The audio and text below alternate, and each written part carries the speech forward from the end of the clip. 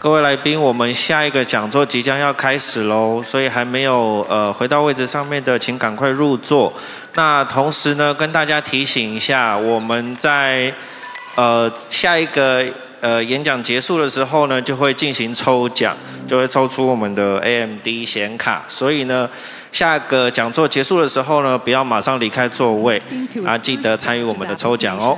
那我们进行我们下一个讲座：叙事设计师该如何期待人工智慧技术？那这个讲师呢是来自Fail Better Games 的创意总监，从事互动小说叙事设计方面的工作。那曾经一个人开发过20多款作品。那曾经共同开发过 Sunless Sea、Sunless Skies、All Will Animals Farm、Zombies Run， 还有 Where the Water Tastes Like Wine。那今天他想要跟大家探讨的东西是呢，现在突然崛起的人工智慧，让NPC 跟玩家之间的互动可以变得越来越自然、越来越有趣。那但是呢，它也会加剧故事与系统机制结合后的设计挑战。那他同时也会分享如何设计这些策略，然后让人工智能呢可以为我们的目标而服务。那我们掌声欢迎 Emily Short。Thank you.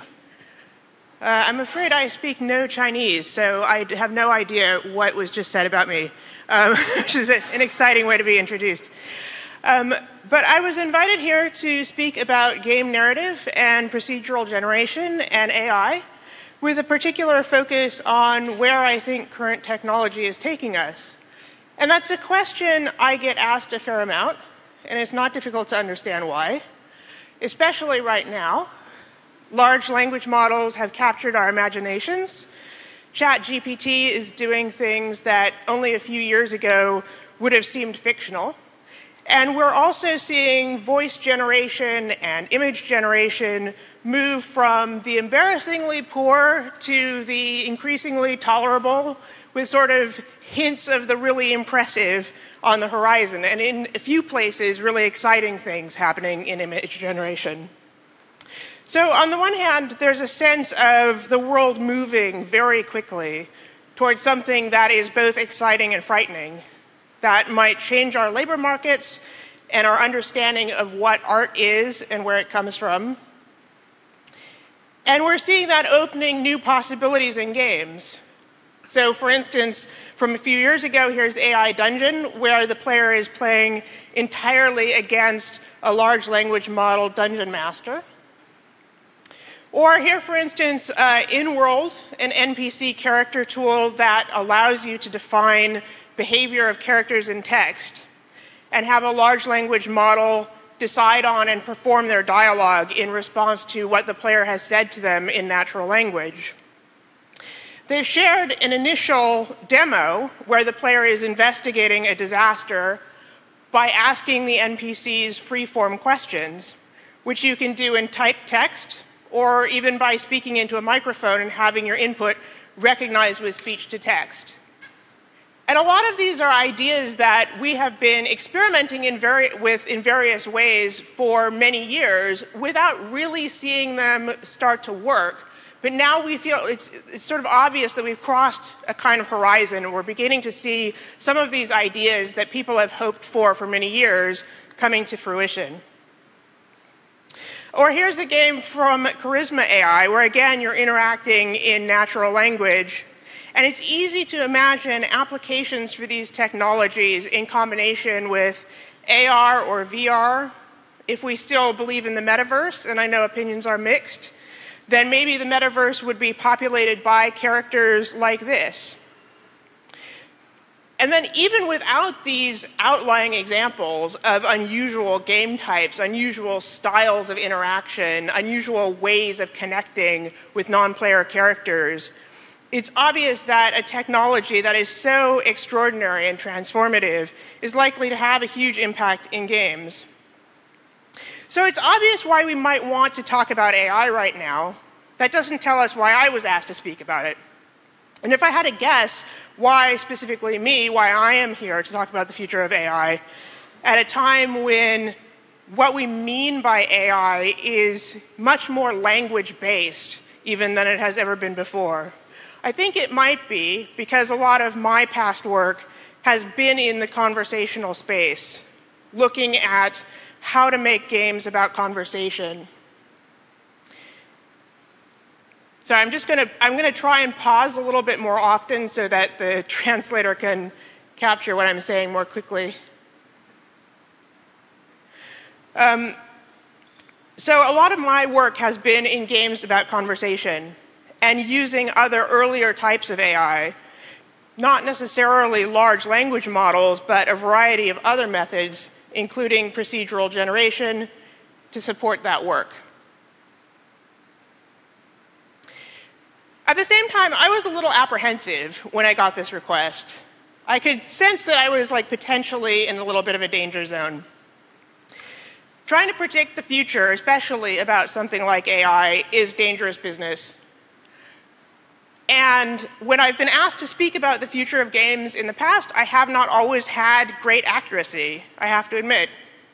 So there's just the risk of being wrong. And AI is a controversial subject about which people have strong opinions and fears. And then what is going to happen with games because of AI is also a huge question that can't possibly be answered all at once. So when you try to talk about something that big, you run the risk that you'll say nothing. So in this talk, the way I'm going to tackle that is I'm going to talk about what I've learned working in the particular corner of game design that interests me, which is games about conversation, social interaction, and narrative, where the player can exercise some real agency over the outcomes and affect not only what happens, but how they get there. That's the kind of gameplay that really excites me. So I like to write games where you spend a lot of time with NPCs and get to know them. And that might not be the same kind of game design that interests you. We all have different styles. But hopefully, it will at least show in a specific way how I think about the possible futures of AI in the game industry,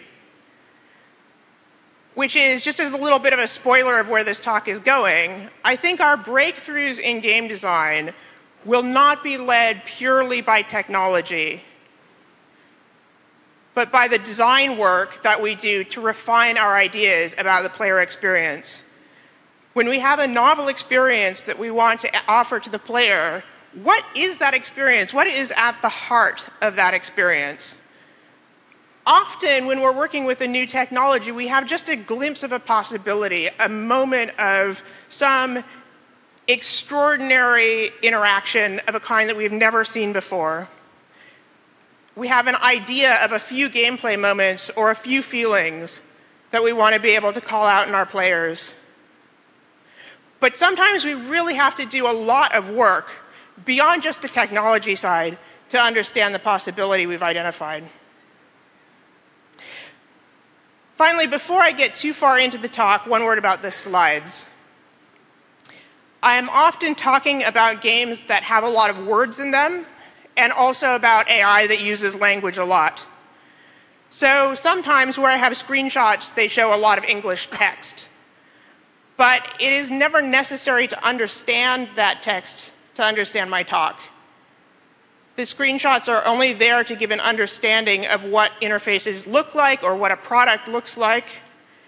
And otherwise, for the slides, I've tried to keep them as free of words as possible. There might be a title or a name of a product, but I'm not going to use any bullet points. So hopefully the translator can translate everything you need to know in order to follow the talk.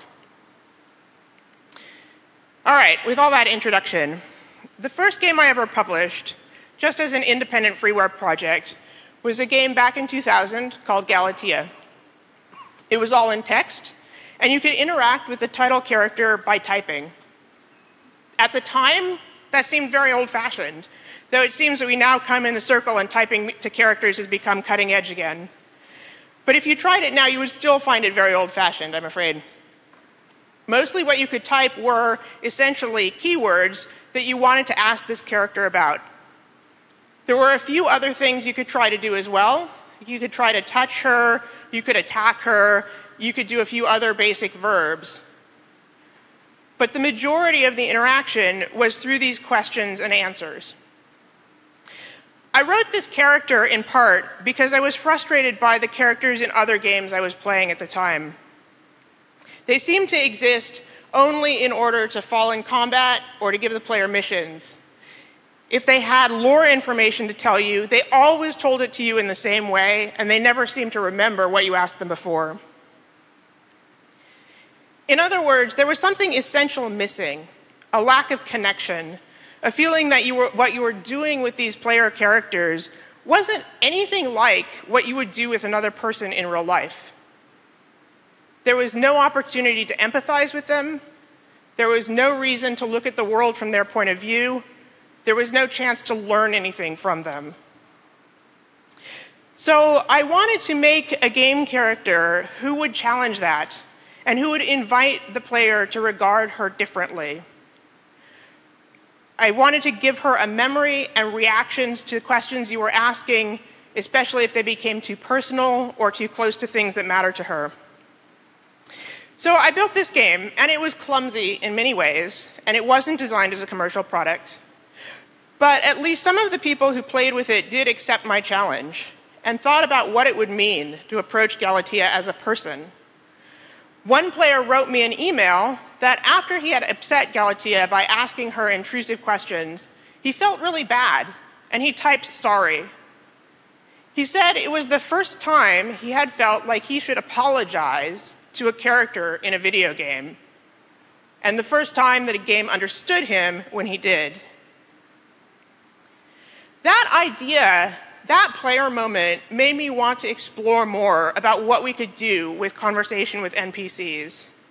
And this was all still me working on freeware games, but I spent quite a bit of time after that working on hobby projects that were focused on this initial spark of an idea, this initial experience, an invitation to the player to engage with an NPC on a more personal level. And at that time, I thought about this a lot in terms of simulations and modeling. I studied conversation dynamics. I studied linguistics on how people actually talk to each other and how we could represent that in code. I thought about how we could represent a character's thoughts and knowledge. And I also thought about how to give the player better prompts and guidance so that I could help them have good experiences with the NPC. Because I had discovered, strangely, that typing in keywords wasn't a compelling gameplay experience for everyone. And the reasons for that weren't so very different from the challenges that we see now with GPT-driven characters. So Galatea was much clumsier than a GPT character. She couldn't understand a whole sentence, and her vocabulary was quite limited. She could only say the lines that I'd written for her. But at the same time, the sense of exploration was a critical part of the pleasure offered to the player in the original game. The idea that the NPC could have something unexpected to say to you, and that you could uncover it, and that finding that moment would feel fundamentally different than it would if you were playing a more predictable branching dialogue where everything felt like it was written for you, and where you were just going through and making sure that you had checked off all the boxes, you had tried all the branches in the dialogue. So working on related ideas to this kept me as a hobby busy for quite a few years.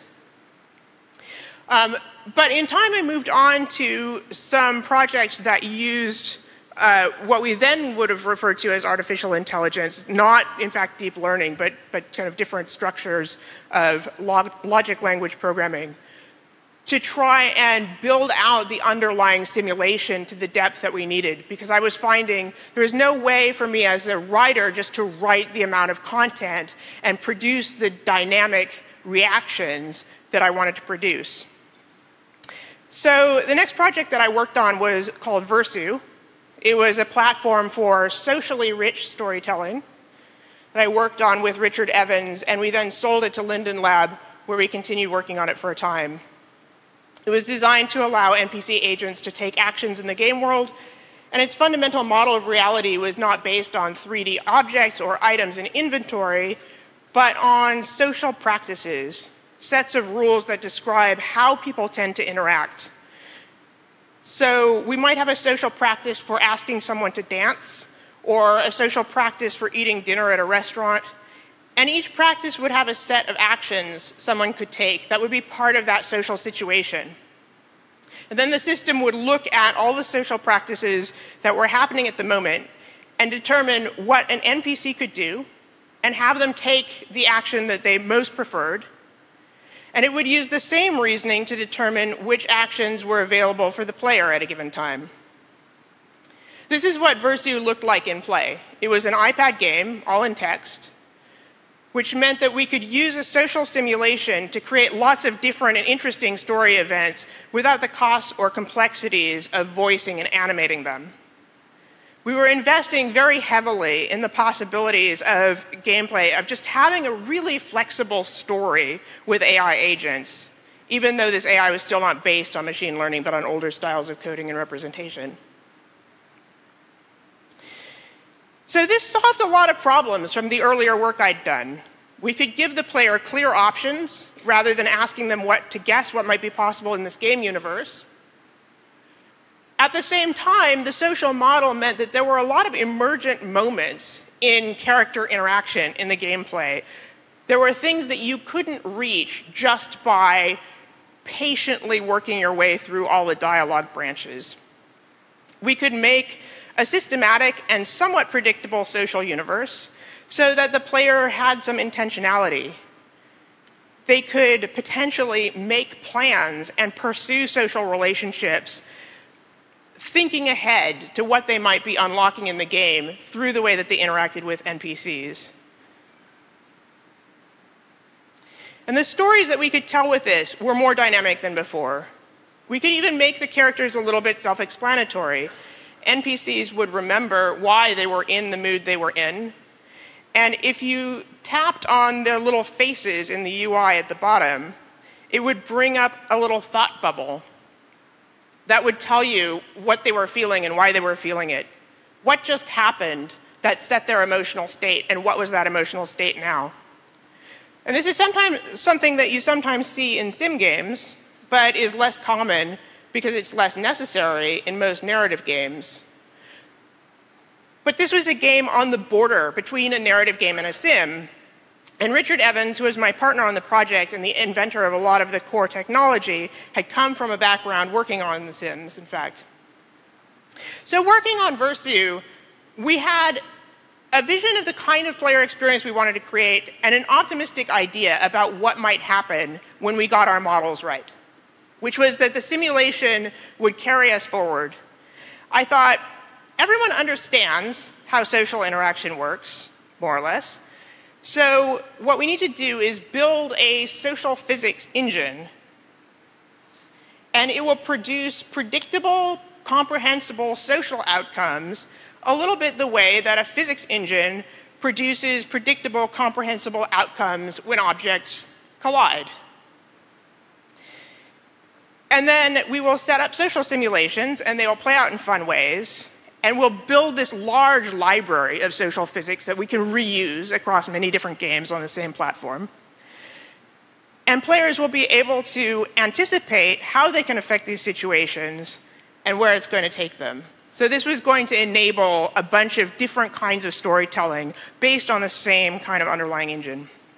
So if you happen to have access to the GDC vaults, or I think some of these are even just on YouTube, you can find me giving some talks sort of 10, 12 years ago, where I was extremely enthusiastic about this social physics idea. However, it turns out, not surprisingly, social interactions are not only much more complicated than the sort of physics of sort of straightforward object interaction with a lot more conflicting rules, but they're also much more confusing and less sort of obviously readable to players. And even though we all move through social spaces all the time, we don't necessarily have as accurate an ability to predict and understand what's going to happen in advance, even if we've based that model on actual research into human interaction. What's more, a lot of the details of social interaction change a lot depending on the type of story you're telling. They're actually very genre dependent. So a fast-paced comedy tends to rely on big character overreactions and ridiculous behavior. Something slower and more dramatic might require a slow build. We couldn't build one social physics engine for all time. We had to build one per genre or even one per game.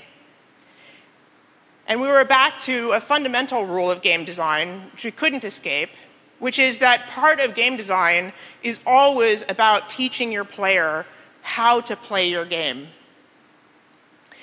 So this was an experience that taught me a lot of skepticism about game systems, including the kinds of AI systems that we're seeing now, where the idea is we're going to build a simulation or train simulated behavior that connects with the real world, and then players are going to be able to intuitively interact with that, and it is going to fit neatly into the games that we're building. I learned to doubt whether that was going to work.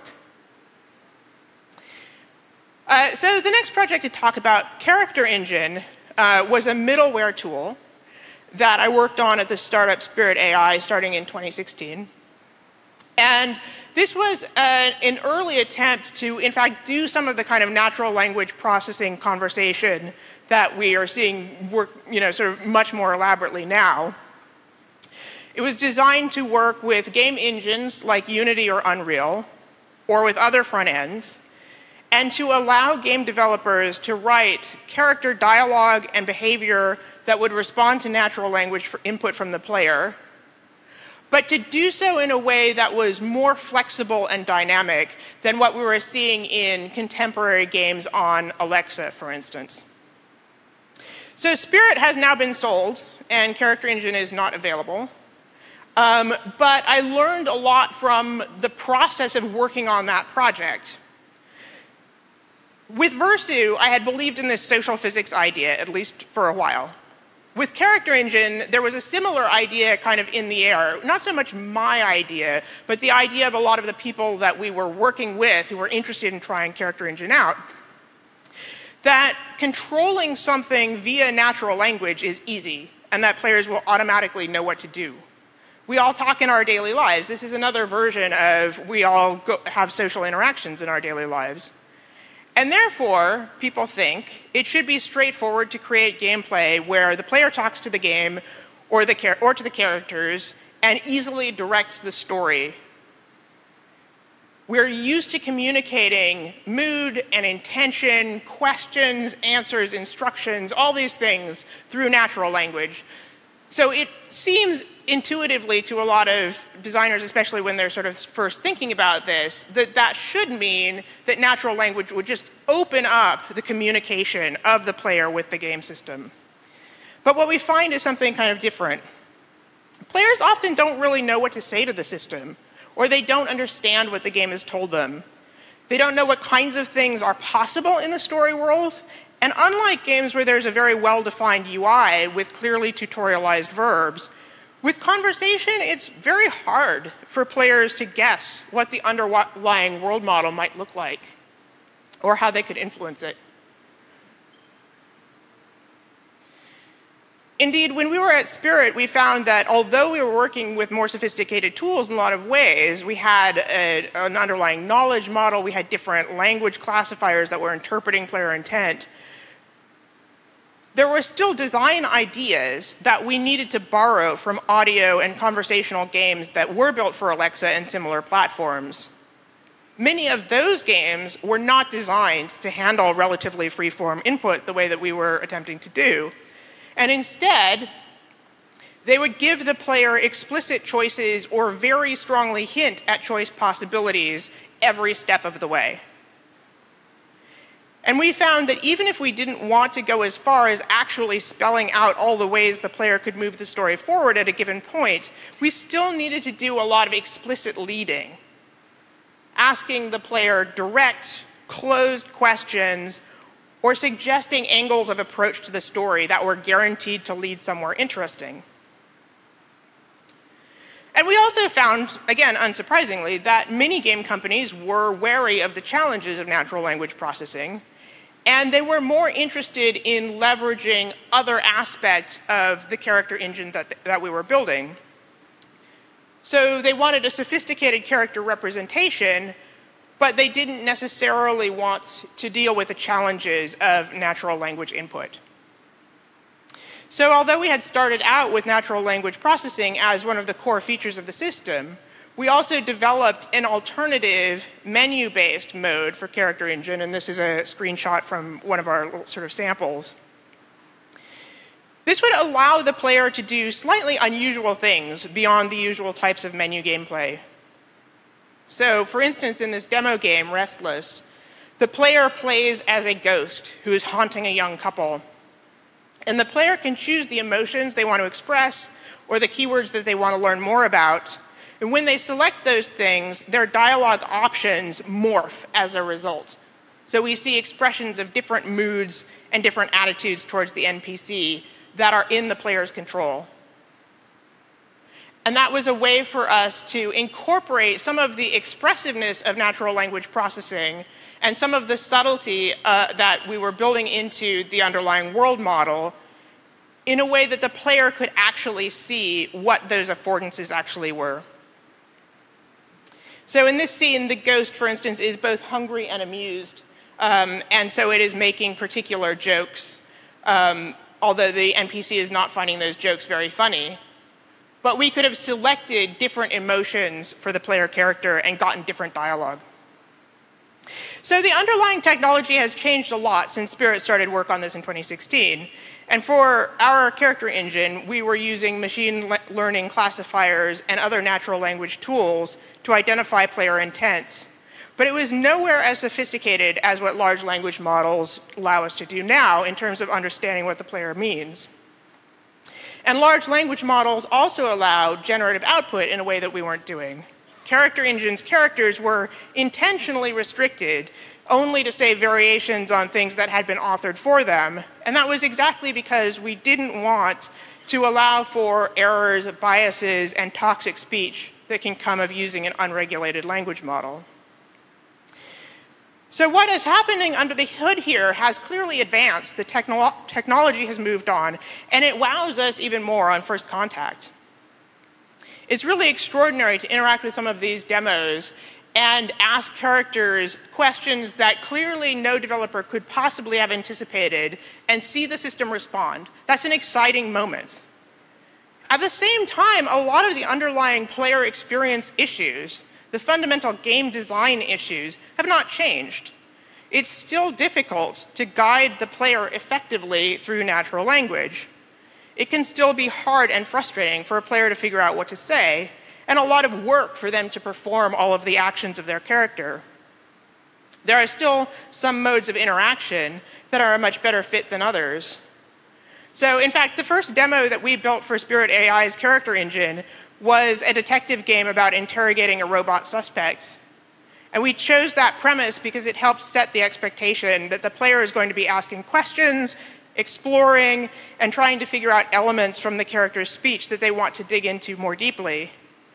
It was a kind of exploratory gameplay based on individual words and concepts that doesn't actually feel that discontinuous with what I was doing in Galatea back in 2000. And meanwhile, making the suspect a robot let us use contemporary text-to-speech tools in 2016, where they're not as advanced as now, without sounding too uncanny valley. And it helped to account for misunderstandings and errors. So it's kind of amusing and interesting to me to see that InWorld's demo is also a robot detection storyline. And to be clear, I'm not suggesting at all that they pulled that idea from us. I don't think they are even aware that we existed. I don't think they were following our prior work at all. Rather, what I'm saying is that the underlying game design constraints are familiar and the solutions are familiar despite the technology changes. And there are important questions that we haven't asked or answered about how to make conversational AI games deliver on the promise that we imagine when we think about a game where you can talk freely to characters, or even deliver on the actual exciting experience that we have when we first interact with a project like this. So I've left out some other stories of what I was doing in this period that I can't talk about because they were under NDA. I also did a lot of consulting for projects of different sizes, studios of different sizes. So there were some research projects for various companies in the sort of 2010 to 2019 period that never came to light. But what I noticed across this sort of spectrum of time was a familiar pattern where there was some very intriguing technology that seems like it can present the player with significantly increased agency in the narrative space. And then the project would invest in exploring the engineering possibilities. And sometimes there would be sort of cool ideas like the social physics idea or the idea that natural language is just a transparent interaction mode that make it seem like, you know, that amazing breakthrough is just over the horizon where everything is going to become much easier with this tool, just any moment now. But what we find on these projects over and over is that even with a lot of engineering solutions, there's a design challenge at the heart that is not completely straightforward. Yet projects often continue to treat the problem as a tech problem. Keep thinking, maybe there's more we could do with the engineering to make the player experience better. So there are a lot of structural forces that encourage us to investigate problems that way. Companies invest in research and development. They want the technology to pay off. They want the key to an exciting new type of gameplay to be technological, because you can patent technology, you can license technology, you can make technology make you rich. So they want to patent something that everybody wants to replicate. But to actually attack the design problems, we need to think about them as design problems and not as tech problems. We need to be open to changing our technology. And we need to be doing design-based iterations around even refining, like when we talk about, oh yeah, it would be amazing to be able to have a dynamic conversation with an NPC, like what about that experience do we actually want to give the player? Like, is it that we actually want to give the player the real-world experience of feeling awkward at a party? Do we want to make the player have to spend the full 20 hours of gameplay improvising a really suave and cool character themselves? Like, is that what we're asking the player to do? Or is there something else within that experience that we want to capture? And what precisely is that? So to my own design problem, how do I let the player experience a sense of agency and especially connection in NPC relationships? That's not necessarily a problem about NPC agents like we used in Versu, or about natural language like we built in Character Engine. Even though, at the time, I thought making these characters more consistent, more responsive in predictable ways, making the player more expressive, like those seemed to me like they would be keys to solving the problem. But that wasn't actually what the core of the design problem was. And committing to a technology can lead away from getting to a good definition of what that initial problem actually is. So this brings us to my most recent project with Failbetter Games. Failbetter is not an AI kind of studio particularly. It's a narrative-focused small indie studio whose past games include Fallen London, Sunless Sea, and Sunless Skies. And on June 8th, we launched Mask of the Rose. It's out on Steam. You can try it. Which is a mystery and dating sim set in that same universe. It's a prequel to Failbetter's existing games.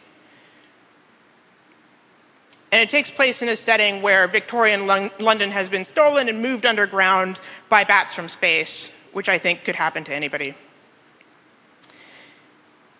So because it's a dating sim, we wanted the player to have an up-close and personal view of the characters, and that fed into things that I was drawing on from my previous work, even though the technology was quite different. Mask wasn't designed to be an experimental project as such, but it was a project where we had a lot of characters for the player to interact with, and we needed to allow the player to interact in a lot of different ways. Our core audience at Failbetter, the audience for our existing games and the sort of like core player base, are very excited about role-playing and expressing their personality through their gameplay.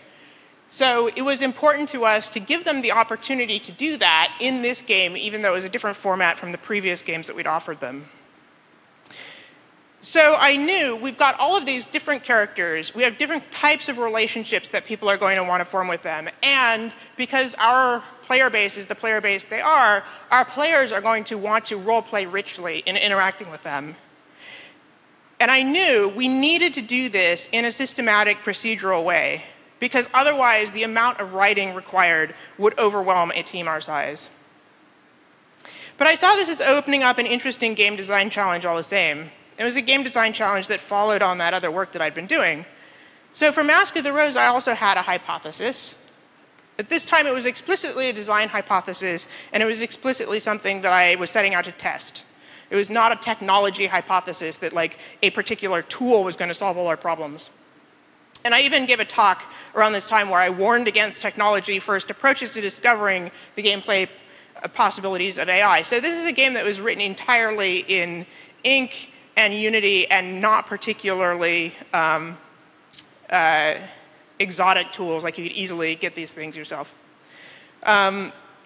So my thought was to deliver on games where it's important to understand the mentality of NPCs and get to know them well, and maximize the fun and artistic potential of them as characters, I should look at the idea of challenge in conversational gameplay. Could we make conversational gameplay into an interesting challenge that builds on the character personalities in some of the same way that we see done constantly in combat gameplay? Building conversations that way would mean that we would have to make them mechanically robust. It would mean that aspects of NPC character that we express through gameplay, the player will have to learn to understand as part of playing the game. We're drawing into the mechanics the aspects of the character's personality. And I even had a couple of other games I had identified where I felt the designers were also trying to convey something interesting through the mode of intentionally designed gameplay.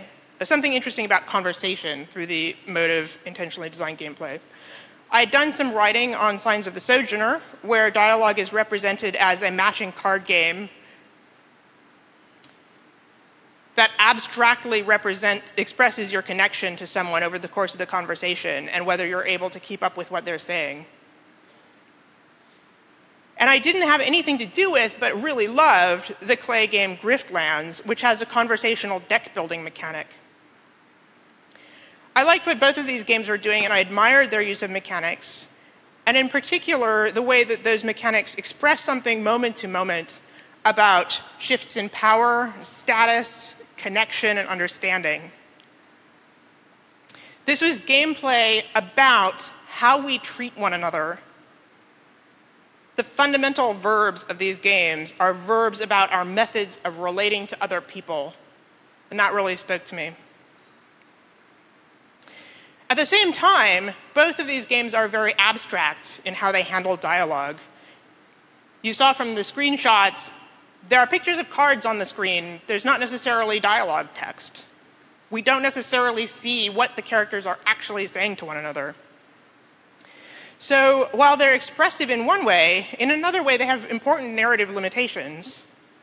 And I wanted to experiment with bringing some of these ideas into a game that thrived on explicit conversation text, that was all about like real dialogue with characters, where we would always be seeing what the characters were saying to one another. So a visual novel, which is, we knew we were building a visual novel with Mask of the Rose, it seemed like an interesting fit for that. Most of the interaction in Mask of the Rose takes place through dialogue, and the player decides how to speak to the characters they meet. Usually there are only only two or three dialogue options on the screen at a time, which is pretty typical for a game like this. But a key difference from other games is that that set of options we're seeing is actually pulled from a much longer list of things that the player character could theoretically say at this point in the story. We've filtered it down to a short list. So what happens is that character definition at the start of play lets the player define all kinds of things about themselves. And this is opening up the possibility for role play that we knew our player base wanted. So at the beginning of play, you can choose your protagonist's style of social interaction. Do they tell a lot of jokes? Are they gloomy? Do they lie? Are they always honest? What class background do they come from? Are they interested in romance or just in making friends? All these elements winnow down to what dialogue options the player actually has.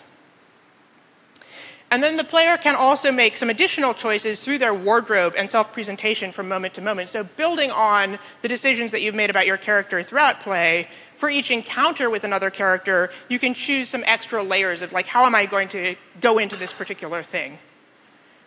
So if they want to play a scene being particularly bossy or mean or humble, they can dress for that. I was thinking about this still in terms of combat sequences in a game, where you might gear up with a particular set of gear in order to take on a particular enemy.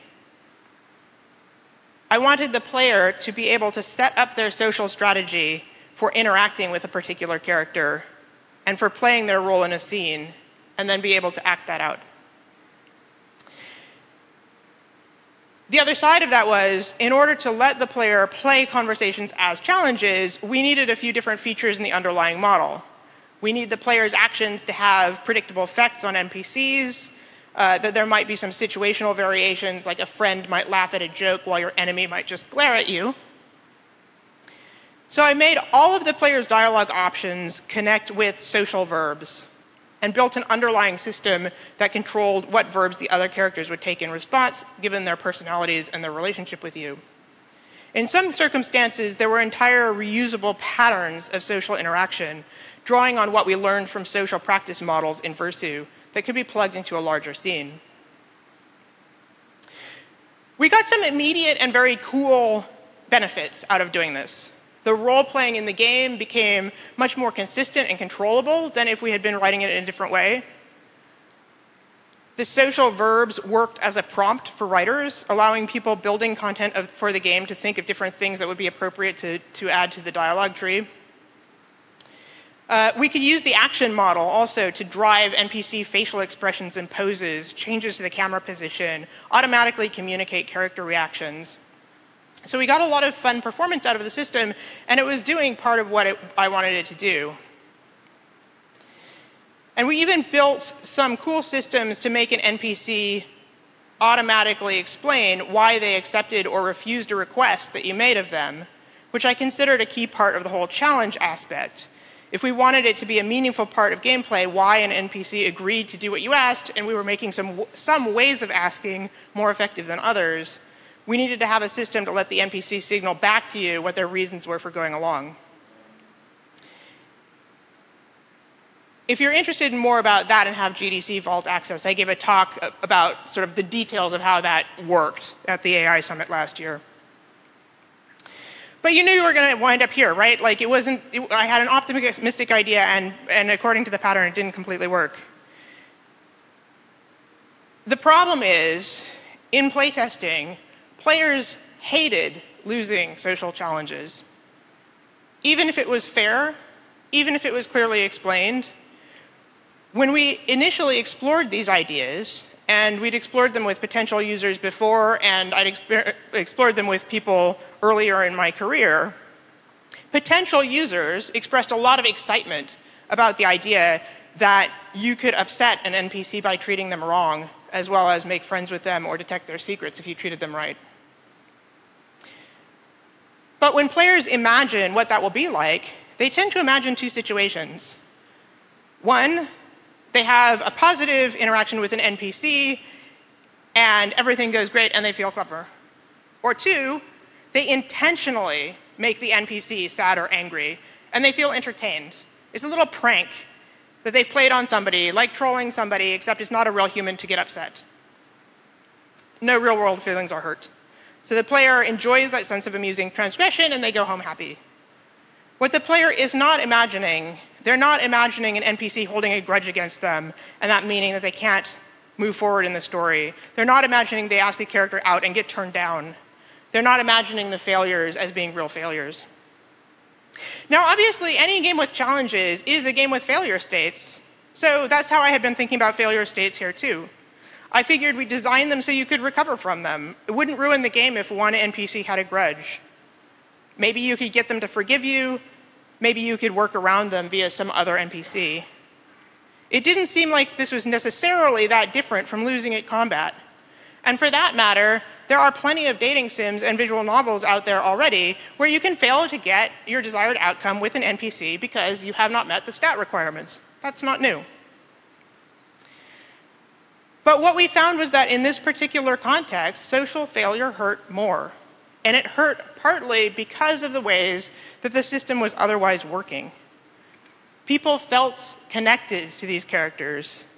They took it more personally when something went wrong with their conversation or derailed their relationship. And because the game was so systemic and so personalized, it felt different than if a player had just failed to get enough friendship resource points through picking branching dialogue choices. So this is where we found ourselves partway through development on this game. We had an elaborate social system with detailed understanding of history and consequences, where using that system could do some storytelling work and teach the player about who the characters were. It was making people sad to play in a way that was taking some of the fun out of the game. So what we did was dial way back on the difficulty and reframe a lot of things that had been challenges as unlocks, and also set things up so that instead of being presented with lots of options, some of which could go wrong, the player was presented only with the options that could go right. But they were nuanced, customized options that were specific to who you are as a character and what your relationship is with the NPC. In short, we let them role-play a character who was supernaturally good at reading social clues, who never put their foot in it by accident. There are still some places where the game doesn't perfectly achieve this, but that's kind of like where we moved to. So we kept the core of the system and the content written for it, and the players still get to see the types of interaction that would lead to a success with a certain character. But we did that in a way that pulled back on the frustration. So this is the kind of design problem for which GPT or other LLM-driven characters would be largely useless. We solved our problem, our design problem, in part by restricting and controlling what the player was allowed to input in ways that guaranteed a more satisfying outcome. And underlying that, we needed an explicit, queryable model of how people's personalities and social attitudes worked. It simply wouldn't work to have a black box NPC with feelings we can't investigate and that can't be quantified in the game's terms. So now I've described some of my own evolving thinking about how to tell the kinds of dynamic character stories I want to tell, and I've made my pitch for design-first thinking about these problems. Where does that leave us in terms of the larger question? What can we expect from AI as narrative designers, and what should we be asking of it? And maybe what should we be asking of it as game developers in general? So what I think won't happen, I don't think, and this is not a surprise by this point in the talk, I think, I don't think GPT characters will seamlessly plug into games and make them richer without any design investment from game developers. Where GPT emphasizes characters and speech, we need narrative designers to help define the design space and discover how the brief pleasures of interacting with an AI tool can be translated into more engaging gameplay experiences. From one perspective, it's a little bit unfortunate that we can't do that. That it's not going to be easy to do that kind of thing. It's what investors might like. It's what large studios with a lot of labor costs might like. But it's also economically and artistically good news for a lot of people. A world with only GPT characters would be limiting in many ways. Large language models are designed to predict the most likely thing to say next, so they converge on the obvious and the bland. And even if you give them a lot of instructions about character voice, if you let the system run by itself for very long, the result remains fundamentally bland in a certain way. It converges towards the sorts of ideas that most people would mostly have, because that's exactly what it is designed to do.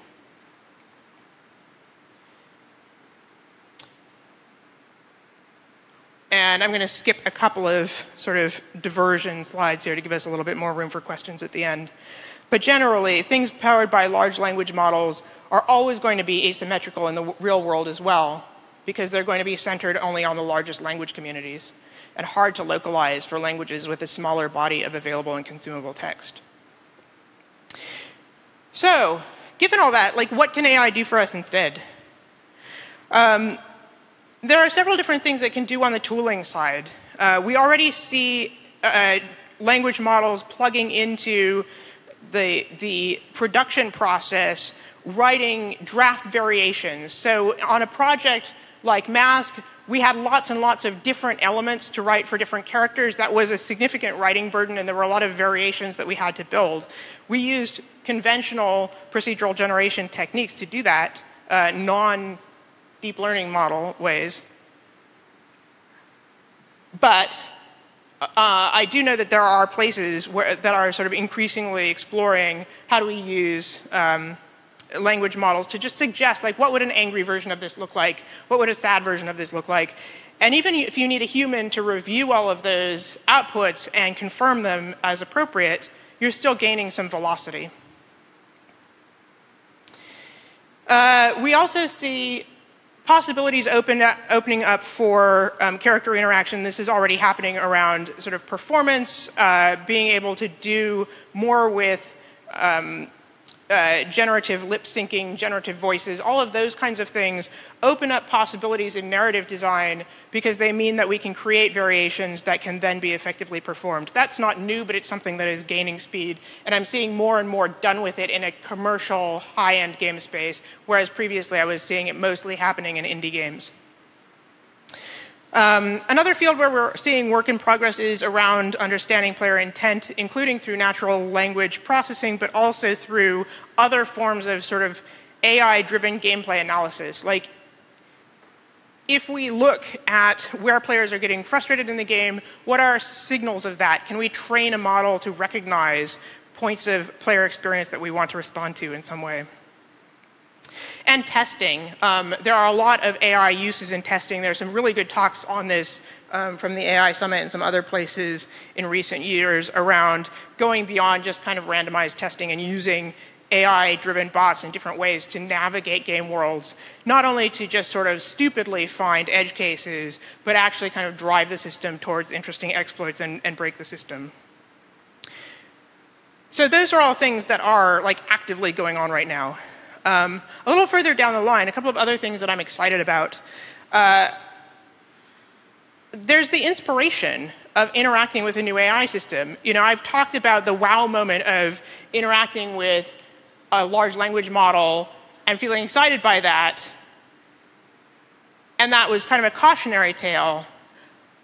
But the flip side of that is that these different kinds of experiences of interaction do offer us new ideas. Like, what kind of gameplay could we possibly have? What can we study and use as the basis of our designs? Personally, I find there is nothing more inspiring than seeing something that I could improve on. Something that could be better. Another possibility in this space is tweening, which tweening in animation means, you know, putting the frames between things that are hand-drawn. Somebody else comes along or a machine comes along and puts the frames in between.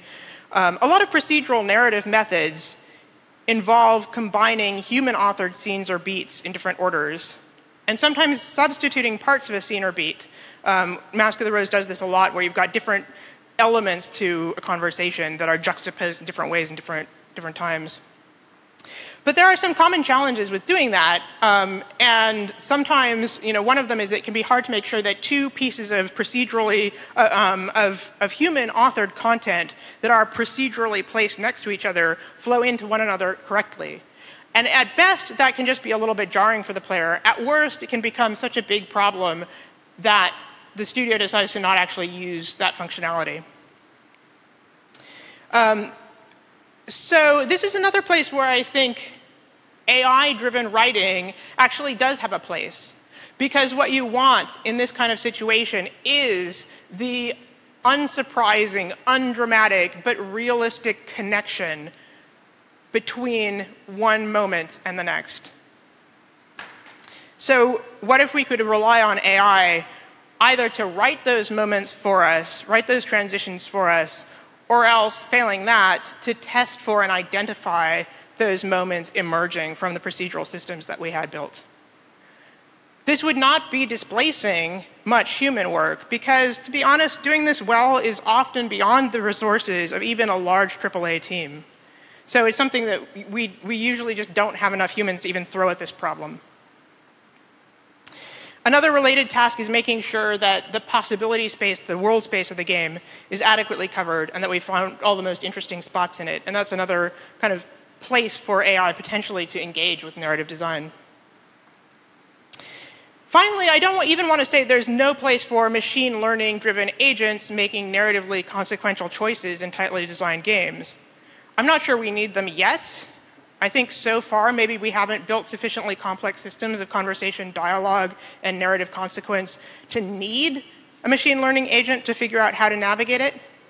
I think for the time being there's still quite a lot to do just by writing our own rules for NPC behavior. And that maybe we're even best off doing it that way until we understand the design space a bit better. But I think perhaps one day there will be a reason to train machine learning agents to perform roles as NPCs in your story in a way that means that they can really engage mechanically with the designed world state as opposed to just sitting adjacent to it. When we do get there, it won't look very much like large language models. I think instead it will look more like the reinforcement learning agents that some studios build now to drive interesting combat opponents.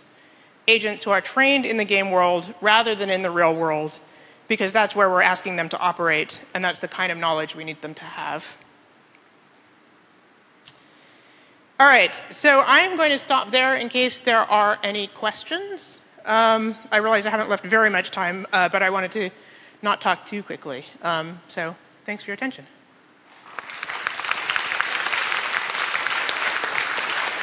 那现场的听众有谁有问题想要问的吗？我们还有一点时间。没有？好，来请。我可以用中文发问吗？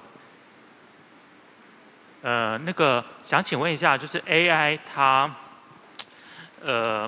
因为我们渴望跟人有互动，就是人是一个不可控的东西，所以我们渴望跟人有社会的情感连结。但 AI 它终究是一个为了辅助人的一个工具或者是一个智慧，所以当我们现在对于 AI 的这个功能很新奇，会想要跟它对话，但是久了之后，它终究发现它是一个回应我们而存在的工具，就会导致我们对它感到厌烦或者是会腻。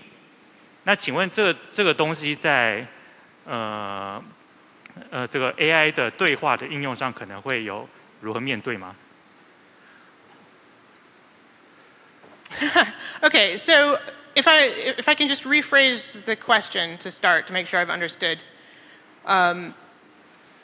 What you're describing is you've got the wow moment to start with, interacting with a large language model, and then you discover that the system doesn't really have a distinct personality and preferences of its own. It's just responding to you. Is that the question? Like, how do we work with that in dialogue in games? Yes. Okay.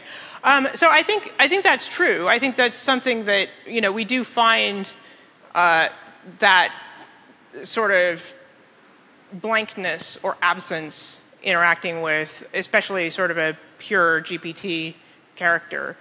And there are ways to, even within a large language model, there are ways to supply prompts that will make the character a little bit more resistant.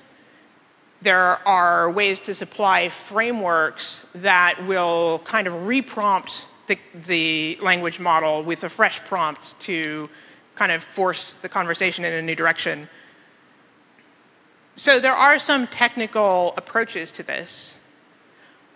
But I think, fundamentally, you are putting your finger on something that ties in with what I'm saying, which is that we can't just use the language model by itself. We need to have some kind of sort of purpose for this character within our game world that they can act out, that gives them that personality, that sense of distinctness, and that their purpose, even within the game, is not just to sort of flatter or react to the player. Does that make sense?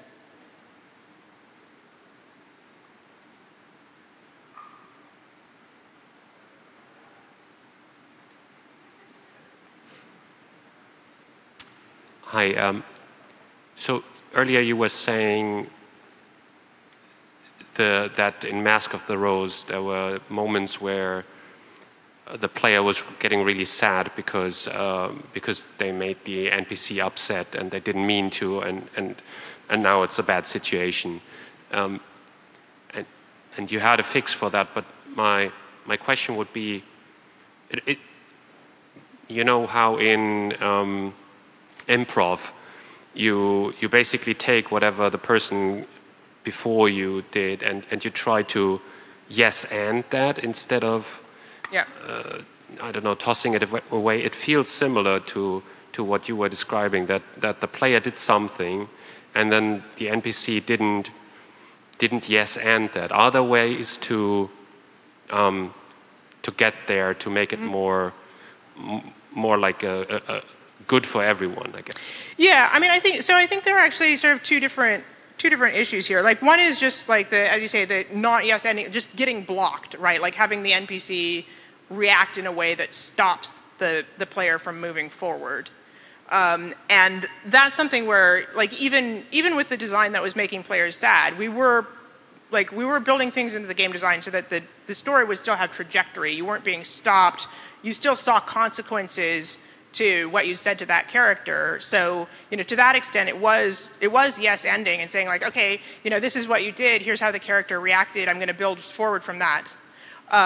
But the problem came, there are still points in Mask where you can upset characters. I'm not going to kind of like deny that that's the case, but having it happen procedurally too often and too unexpectedly was creating a different kind of sadness. It wasn't like, oh, the system told me not to do this and the system isn't playing with me anymore. It's, I upset this person, right? Like, there was that kind of projection of personality to such a degree that it kind of affected people in the way that, like, socially people get sad if they accidentally offend somebody. And so I think there are ways to potentially work around that some of the time, but I think encountering it too frequently, like, that's... As humans, we're very sensitized to that. We're very sensitized to, like, upsetting other people. So I think we just wanted to, like, dial that back a bit. So I think basically the answer to your question is, like, yes, I think to some degree you can deal with this by failing forward solutions, but that some of the time you just want to lighten the emotional tax on the player. Right, that makes sense. Thank you. Mm-hmm. 不好意思，可以用中文吗？好的。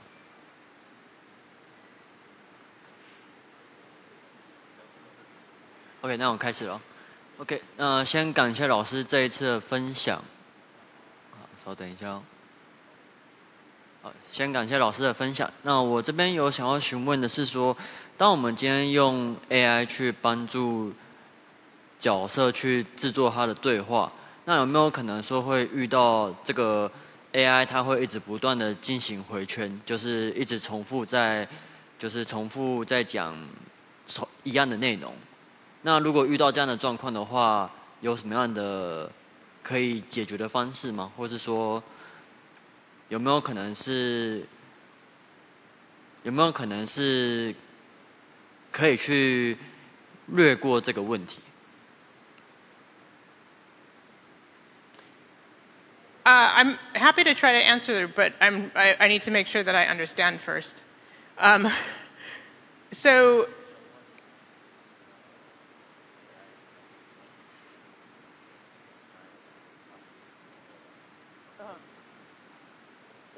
So when you talk about AI repeating the same dialogue, are you talking about like in conventional games or with using a large model?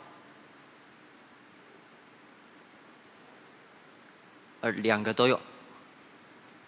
two。不。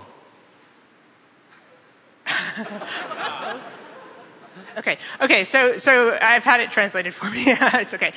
So both cases.